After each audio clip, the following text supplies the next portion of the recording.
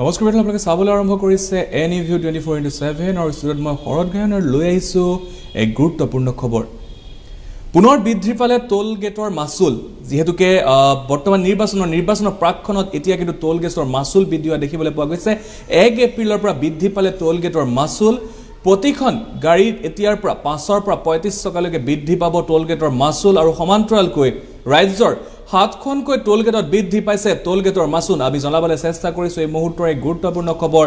পুনৰ বৃদ্ধি পালে টোল গেটৰ মাচুল আৰু এইবাৰ নিৰ্বাচনৰ প্ৰাকখনত অৰ্থাৎ আজিৰ দিনটোৰ পৰাই 1 এপ্ৰিলৰ পৰা বৃদ্ধি পালে টোল গেটৰ মাচুল আৰু প্ৰতিখন গাড়ীত এতিয়া বৃদ্ধি পাব টোলৰ 5ৰ পৰা 35 টকা পৰ্যন্ত বৃদ্ধি পাব টোল গেটৰ মাচুল আৰু ৰাজ্যৰ 7খনকৈ জিলাত ৰাজ্যৰ 7খনকৈ টোল গেটত বৃদ্ধি পালে টোল গেটৰ মাচুল। আমি জনাবলৈ চেষ্টা কৰিছোঁ পুনৰ ৰাইজৰ মূৰত এক ৰামটাঙোন বুলি ক'ব লাগিব, যিহেতুকে টোল গেটৰ মাচুল যথেষ্ট বেছি আৰু সেই সময়তে কিন্তু এতিয়া পুনৰ এবাৰ টোল গেটৰ মাচুল বৃদ্ধি কৰা দেখিবলৈ পোৱা গৈছে আৰু ৰাজ্যৰ 7খনকৈ টোল গেটত বৃদ্ধি কৰা হৈছে টোল গেটৰ মাচুল আৰু আমি জনাবলৈ চেষ্টা কৰিছোঁ এই মুহূৰ্তৰ সেই গুৰুত্বপূৰ্ণ খবৰটো টোল গেটৰ মাচুল বৃদ্ধি পোৱা দেখিবলৈ পোৱা গৈছে, যাৰ কাৰণে এতিয়া হয়তো বৃদ্ধি পাব গাড়ী ভাড়া বৃদ্ধি পোৱাৰ সম্ভাৱনা আছে। যিসমূহ দূৰণিবতীয়া বাছ আছে সেই বাছসমূহৰ ভাড়া বৃদ্ধি পোৱাৰ সম্ভাৱনা আছে, যিহেতুকে টোল গেটৰ মাচুল বৃদ্ধি পাইছে।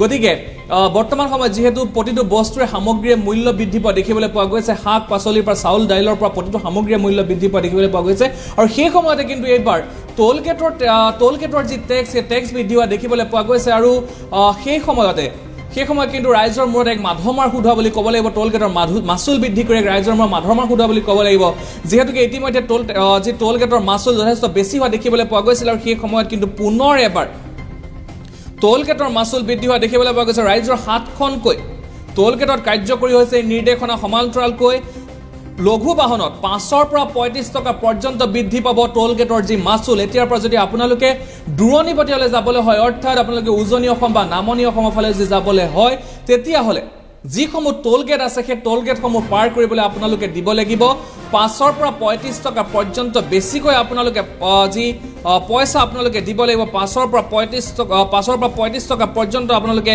বেছিকৈ দিব লাগিব।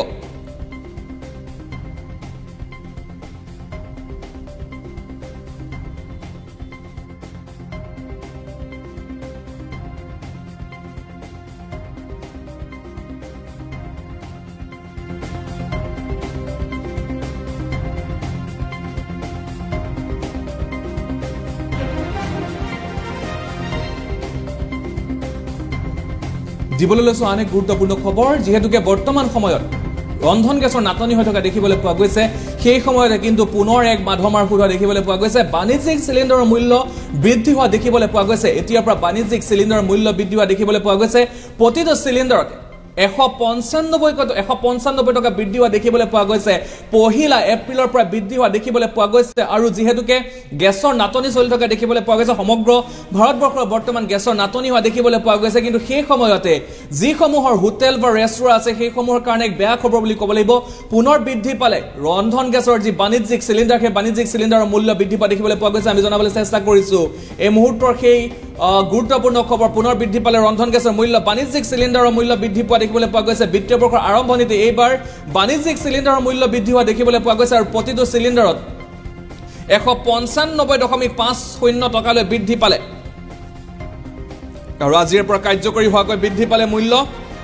যিহেতুকে বৰ্তমান সময়ত ৰন্ধন গেছৰ নাটনি হোৱা দেখিবলৈ পোৱা গৈছিলে, সেই সময়তে কিন্তু পুনৰ এতিয়া ৰন্ধন গেছক লৈ এক ডাঙৰ খবৰ বুলি ক'ব লাগিব, বৃহৎ ডাঙৰ খবৰ বুলি ক'ব লাগিব, যিহেতুকে ৰন্ধন গেছৰ মূল্য বৃদ্ধি হোৱা দেখিবলৈ পোৱা গৈছে।